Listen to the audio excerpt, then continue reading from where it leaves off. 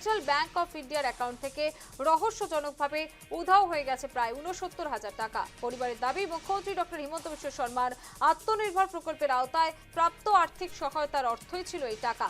ঘটনা সম্পর্কে তারা পাঁচগ্রাম থানায় একটি লিখিত অভিযোগ দায়ের করেন। অভিযোগের ভিত্তিতে পুলিশ তদন্ত শুরু করেছে। এদিকে ঘটনাকে কেন্দ্র করে এলাকাবাসীর মধ্যে ক্ষোভ এবং উদ্বেগ দেখা দিয়েছে।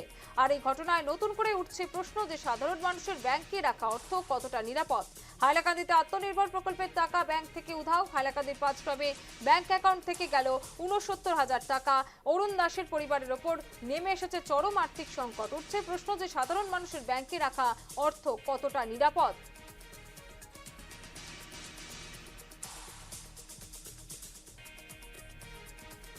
ঘরে যখন চুরি হয় তখন আমি বিকাল হইব 5টা 38 মিনিটে ফোনপে থেকে মানে টাকা নিছে 69,000।